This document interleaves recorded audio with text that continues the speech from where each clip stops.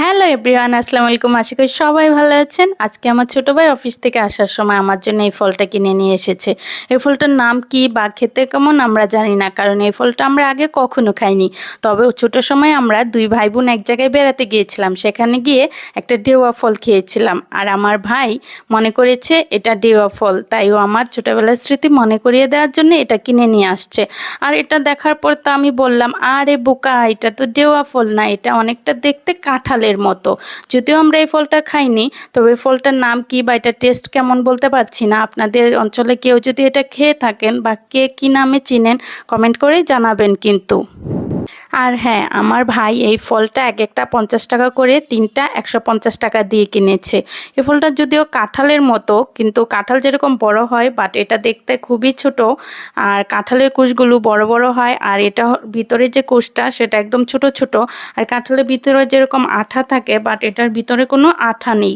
তো আমি এইবার এই ফলটা সুন্দর করে ভেঙে নিলাম। এটা ভাঙতে খুবই সহজ, একদম নরম। আর এই যে আমি এখন সবগুলো কুশ এক এক করে ছাড়িয়ে নিচ্ছি। ছাড়াতেও খুব ভালো লাগছে, যেহেতু আঠা নেই। ফলটার ভিতরে কিন্তু দেখতে ভীষণ সুন্দর, দেখেন কত বেশি সুন্দর লাগছে।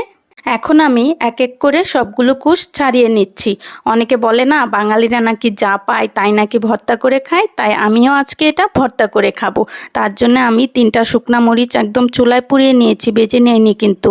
তারপর আমি সামান্য একটু বিট লবণ, তারপর নর্মাল লবণ, এই 3টা একসাথে আমি ভালো করে মিক্সড করে নিচ্ছি। আর হ্যাঁ, বিট লবণ দিলে কিন্তু ভর্তার স্বাদ অনেক গুণ বেড়ে যায়। যে কোনো ভর্তাতে বিট লবণ দিলে অনেক বেশি টেস্ট হয়। আপনারাও কিন্তু ট্রাই করে দেখবেন। এখন আমি মরিচ লবণ সব একসাথে সুন্দর করে মাখিয়ে নিচ্ছি। এই যে ভালোভাবে মাখিয়ে নিচ্ছি। মাখানোটা দেখেই আমার তো এখন আবার লোভ হয়ে যাচ্ছে, এত বেশি ভালো লাগছে, মনে হচ্ছে যেন জিভে জল চলে আসছে। এই যে আমার মাখানো কমপ্লিট। আর এখন আমি একটু টেস্ট করে দেখবো এটা টেস্টটা কেমন। এই যে এখন আমি একটু টেস্ট করে দেখছি। সেই স্বাদ, একটু টক, একটু মিষ্টি, একটু ঝাল, খুব ভালো লাগছে। আজকে এ পর্যন্তই, সবাই ভালো থাকবেন।